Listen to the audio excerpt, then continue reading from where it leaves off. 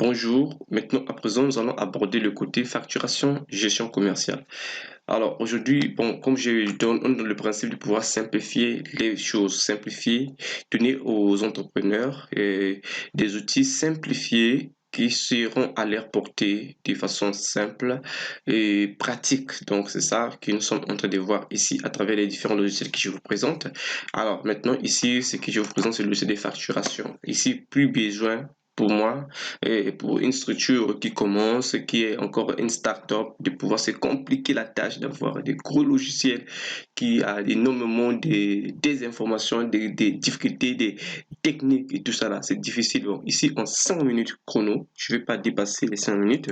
Je vais juste être bref. En 5 minutes chrono, vous présenter un outil de gestion des stocks et plutôt de gestion commerciale. Donc, il va faire la facturation, les bons de commande, les devis, les bons de livraison, facture, ainsi de suite. Donc, ici, vous avez vu que, alors ici, vous avez, ça commence par, pour voir par un menu. Le menu, c'est ici. À côté, ici, vous pouvez mettre ici votre logo, hein, votre petit logo, vous pouvez l'intégrer, l'insérer ici. Alors, ici, c'est des petits menus. Voilà, j'ai des sont des boutons comme ça, des fonctionnements. Je peux venir ici pour les bases clients. Je peux venir ici pour les devis. Je reviens. Si je vais aller sur la facture, je peux revenir ici et en bas ici, il y a nos offres qui est affiché. Donc voilà.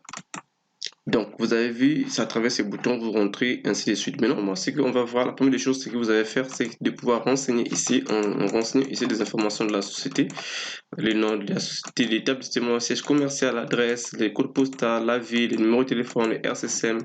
Alors ici, quand vous avez renseigné, maintenant, ce qu'il faut faire ensuite, c'est venir renseigner ici la partie base client. À partir de base client ici, moi, je vais mettre le code d'identification, le code d'identification de mes clients. Et si ce sont des professionnels, je mets professionnels, ce sont des particuliers, je mets particuliers.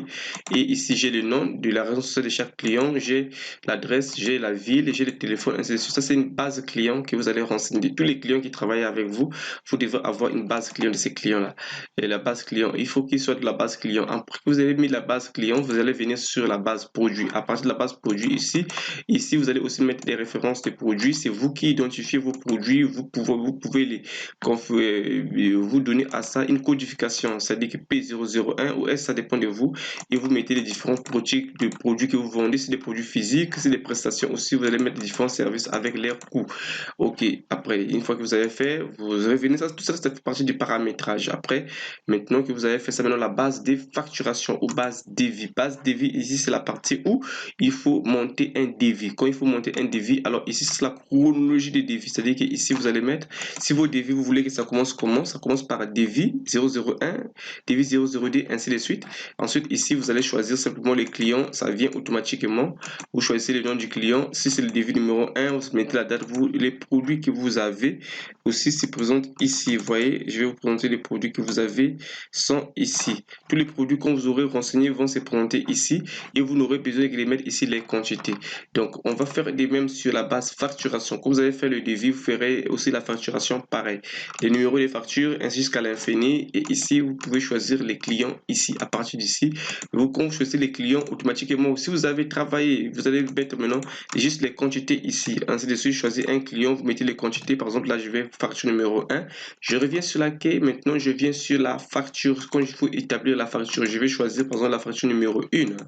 Je vais prendre la facture numéro 1. Automatiquement, ça me fait revenir, ça me fait ressortir. OK, les éléments de la facture avec le coût et ici vous avez votre bas de page. Donc c'est comme ça que vous ferez aussi les devis. Donc le devis, donc ça c'est automatisé. Ici vous n'allez pas saisir, vous n'allez rien mettre. Ici vous pouvez mettre votre logo et la présentation peut être personnalisée selon votre goût.